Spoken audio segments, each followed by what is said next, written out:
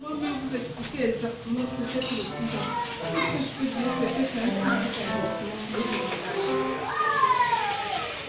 Quand j'étais enceinte, j'étais hyper tendue. Mais je pensais en fait que c'était une maladie due à la grossesse. Alors que moi-même, je suis hyper tendue. Je l'ai hérité de ma mère. Je l'ai eu quand il avait 1 kilo à 7 mois prématurément. Ça a été un parcours de combat. Franchement, jusqu'à aujourd'hui, c'est pas facile. Il a pris du temps à marcher, il a pris du temps à aller à 4 sacs, il a pris du temps pour tout faire. Et finalement, je me suis dit, il prendra du temps pour parler. Mais aujourd'hui, à 4 ans, franchement, je ne peux pas vous dire, je ne sais pas s'il va parler quoi, mais j'ai compris en fait que je dois l'accepter comme il est. Parce que les gens ont dit beaucoup de choses. Tu ne l'emmènes pas parmi les enfants, c'est pour ça qu'il ne parle pas. Tu le gardes trop enfermé dans la chambre, c'est pour ça qu'il ne parle pas. J'ai entendu plein de choses. Et à un moment donné, je culpabilisais, je me disais, peut-être c'est parce que je le protège le gros, c'est pour ça qu'il ne parle pas. Je l'ai inscrit à l'école pour qu'il puisse aller à l'école. Comme les autres enfants, il va le matin à 7h30, il rentre à 18h. Depuis l'âge de 1 an et demi, ça n'a rien changé. Jusqu'à aujourd'hui, là, rien n'a changé. Je l'ai emmené faire des scanners du cerveau, c'est par exemple. J'ai fait tout ce que maman pouvait faire. J'ai fait tout. Il est normal, il n'a rien, mais il ne parle pas. Finalement, je me suis tournée un peu vers Internet. J'ai essayé de voir, est-ce qu'il y a des enfants qui ne parlent pas? J'ai lu beaucoup de choses et finalement, je me suis dit sûrement qu'il est atteint de l'autisme. Je suis partie voir des orthophonistes. J'ai essayé de discuter avec eux. Ils m'ont dit, compte tenu du fait, par exemple, qu'il faut se mettre devant le miroir toute la journée, il va essayer de se déguiser en une femme, il va essayer de porter des chaussures, de marcher. Il fait tout ce que les autres enfants ne font pas. Les autres enfants ont des jouets et lui s'amuse avec une marmite, il vient avec la casseroles. Tout ce qui est différent, c'est ce qu'il fait. Il peut sauter, il peut être à l'étage sauter. Il ne connaît pas le danger. Pour lui, il ne sait pas que si je sors tout à l'heure, je vois une moto, je dois m'arrêter. Il marche.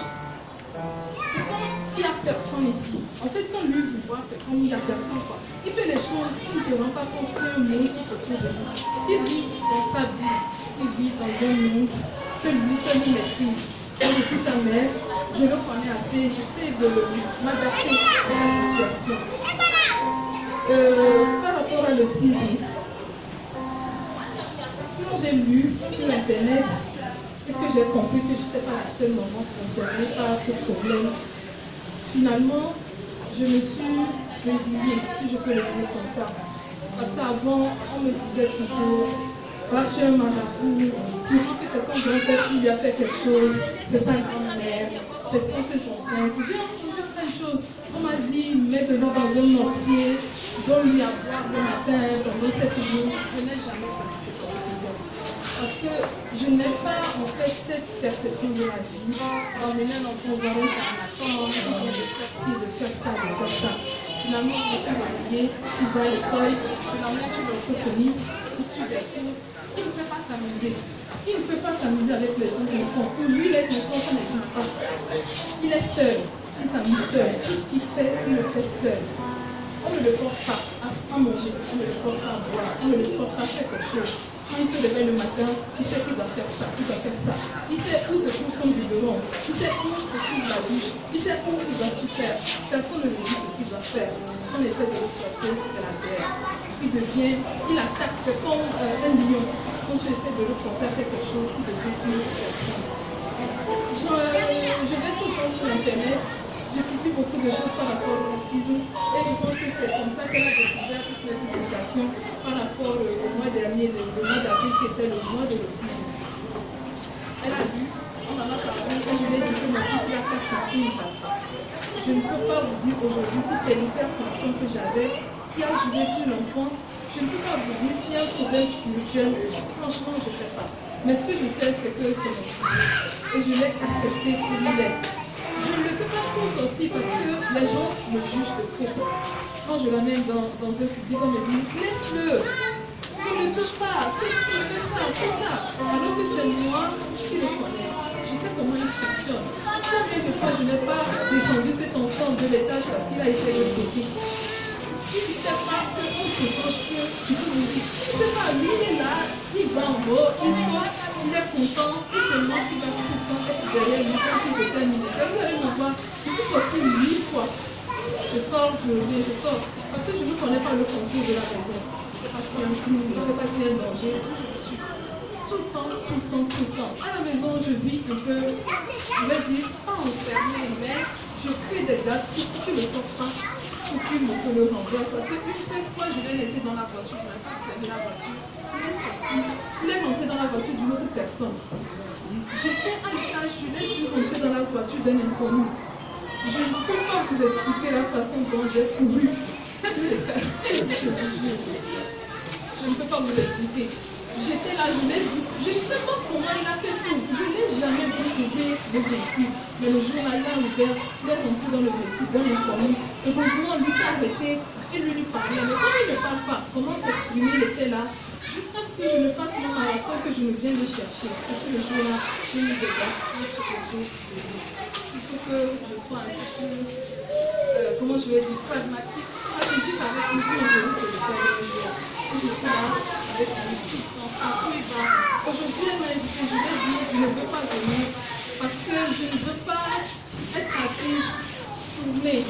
Je veux le laisser à la maison aujourd'hui seul. Il m'a dit non, il aura 2 enfants. Et je me suis dit, ok, je vais venir. Sûrement que peut-être qu'il y a d'autres mamans, peut-être dans la salle, qui vivent la même situation. Je ne sais pas. Mais ce que je sais, c'est que cet enfant, c'est mon fils. Qu'il parle, qu'il ne parle pas, qu'il marche, qu'il ne marche pas, qu'il est le fils. J'ai entendu plein de choses. Mais c'est mon fils, je l'ai accepté et je le dis comme je peux. Et j'ai la foi. Même s'il ne parle pas, c'est pas grave. Il aura un bien. Il va grandir. Et ça va aller. Merci à vous. Au centre qui fait la prise en charge de personnes en situation de handicap.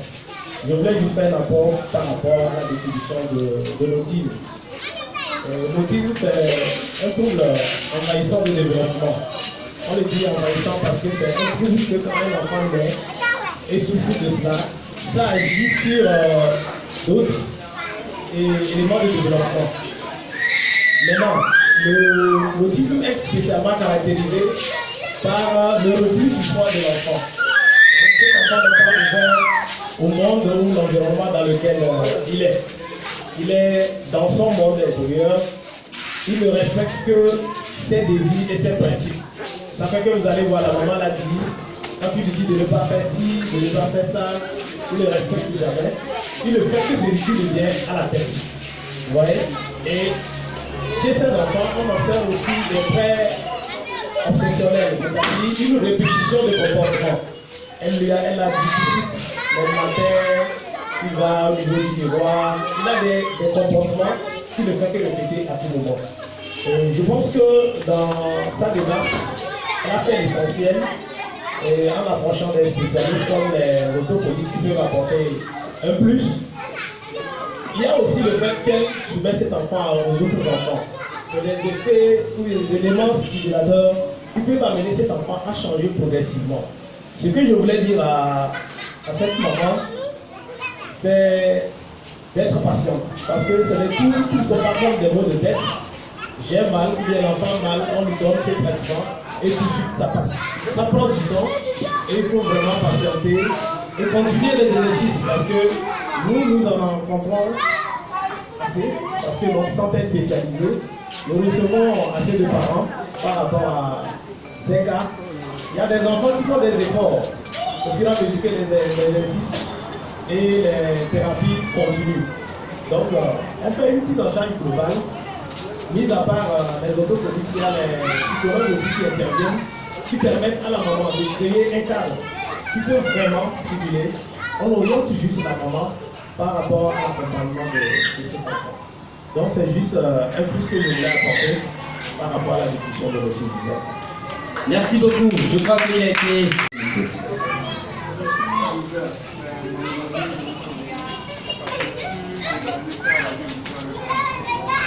Savoir si ça peut se corriger, si ça se corrige. Vous allez vous demander quelle attente, quel espère. Est-ce que ça arrive à se corriger? Est-ce que vous avez eu des cas qui ont changé progressivement? c'est comme cela. Bon, on va aller rapidement parce que là, il fait vraiment chaud. Je peux dire, et chez certains patients, nous observons des améliorations. Nous observons des améliorations. On ne peut pas dire peut-être une correction à 100% qui reviennent comme les autres enfants également. Mais nous observons des améliorations et des fois on adapte cet enfant par rapport à des emplois futurs qu'il peut faire. Voilà. Chez nous, on est limité par rapport au centre de prise en charge. Ça fait qu'ailleurs, il y a des domaines dans lesquels ces enfants sont pas excellents, comme l'informatique. Vous allez voir l'Occident est parti. On les met dans des domaines où le fait qu'ils ont un trait obsessionnel, ça les amène à réussir beaucoup plus la comptabilité et l'informatique. Cette cérémonie de lancement, les également sont là, vous interviewent. Nous allons permettre aux parents, mesdames et messieurs, vous qui êtes là, nous allons ensemble, vous allez nous suivre, nous allons bien sûr aller sur la route pour voir un peu ce que les enfants ont fait pendant ce temps que vous avez débat. Eux étaient à l'atelier de peinture et de musique. Donc nous allons découvrir ces enfants-là. Nous allons sortir, aller vers le maintenant pour voir un peu le dessin. On va aller dans ces tantôt, ils seront à des ateliers de musique et de peinture. Donc vous allez tout à l'heure découvrir ce qu'ils ont pu faire. Mais en attendant, il y a une jeune fille parmi nous très dynamique qui a moins de 20 ans, qui est en classe de première. Cette fille-là, elle est née avec un seul bras. C'est-à-dire qu'elle a un bras comme si c'était coupé, mais ça n'a jamais été coupé. Elle est née comme ça. Cette fille, très intelligente, mais qui adore danser. 2 minutes de démonstration de musique pour voir un peu comment est-ce que, avec ou sans une situation de handicap, on peut mieux faire ce qui compte. Donc, on va balancer la musique. Elle s'appelle Carla. On va l'acclamer, s'il vous plaît. Elle va danser sur le son. Lisez, c'est parti.